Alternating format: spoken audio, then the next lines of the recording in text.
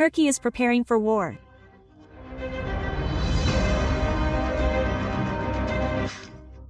Amid the escalation in the Middle East, Recep Tayyip Erdogan announced an increase in missile production.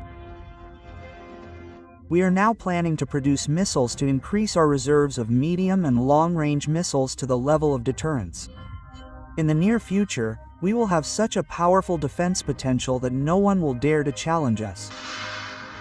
But Turkey itself is not averse to challenging. Even without increasing missile production, the Turkish army is one of the strongest in the world and one of the few in NATO that has real combat experience.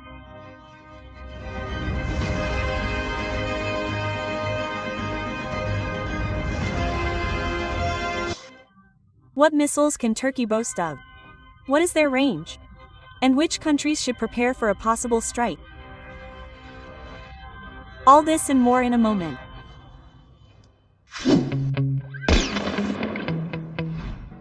Over the past few years, Turkey's defense spending has increased. The Turkish government has always cared about the army, and now even more so. The potential for a country that is not at war is impressive. Although we should not forget that the Turkish military has been participating in operations in Syria and Libya for years. As for the number of troops, Turkey is second only to Ukraine among European countries today. Erdogan's army has over 350,000 people. It also has one of the largest armored groups in Europe. They are armed with over 75 combat vehicles, over 2,000 tanks of various modifications, and 25 artillery systems. This is not just numbers for the sake of numbers, like the URF. All Turkish weapons are quite new and innovative. Turkey also has a well-developed military-industrial complex. And we are not only talking about the production of Bayraktars, which everyone has known about for a long time.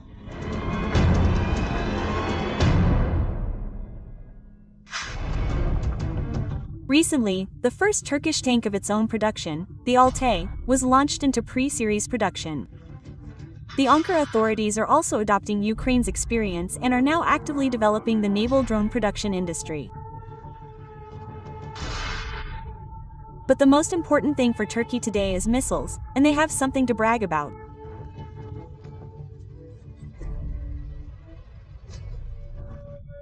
Here is the Typhoon ballistic missile during a test a few months ago. Like the previous two tests, this test was successful. Moreover, the release video shows that the Turkish Typhoon was able to hit a small target in the Black Sea, which generally confirms the declared accuracy of this missile at 10 meters. But there are interesting nuances regarding the range.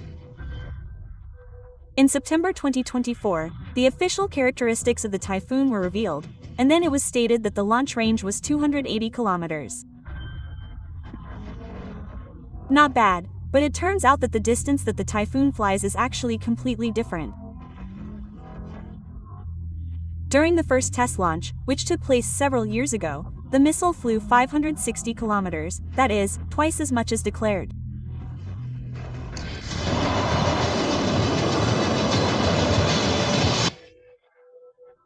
And during the last launch, Turkey covered the air and sea space within a radius of 700 kilometers, which generally confirms the unofficial range indicator that experts are talking about. It is possible that when they talked about a range of 280 kilometers, they were talking about an export version.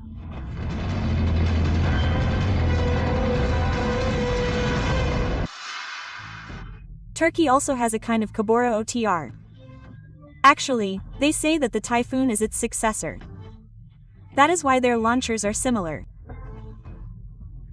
Bora entered service with the Turkish army in May 2018, and in 2019 it even underwent baptism of fire. This weapon was used for strikes in northern Iraq.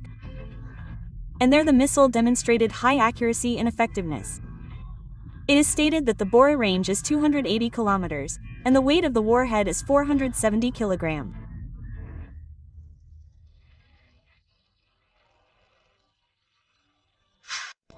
But not only ballistic missiles are being developed in Turkey.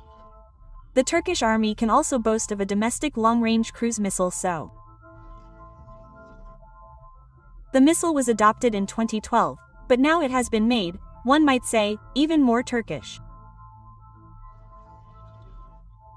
Now it flies on a domestic turbojet engine and has become even more powerful. Our national pride Samtakno hit the target during test firings using a domestic turbojet engine. The domestic engine and components are not only a step in national technological progress, but also the result of the work of thousands of Turkish engineers and technicians. I congratulate everyone who is working on creating a truly Turkish product. We are proud of this and are moving towards new achievements. The range of the missile is over 275 kilometers and it is designed to destroy both ground and sea targets. But this is a basic missile. And there is also the Somoti, a new generation missile, which is designed to neutralize well-protected ground and sea targets, and its range is already over 430 kilometers. The essence of the modernization is that the missile can be controlled even after launch. The operator can change the target in the instruction, update the targets, cancel the mission, which provides operational flexibility in dynamic combat scenarios. So far, the new Somoti has a French engine, but Turkish engineers plan to transfer it to domestic components.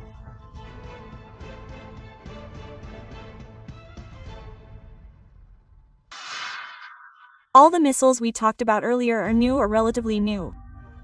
That is, Turkey is strengthening its military power. But this may not be the end. It is reported that official Ankara is also developing missiles with a range. Attention, 2,000 kilometers.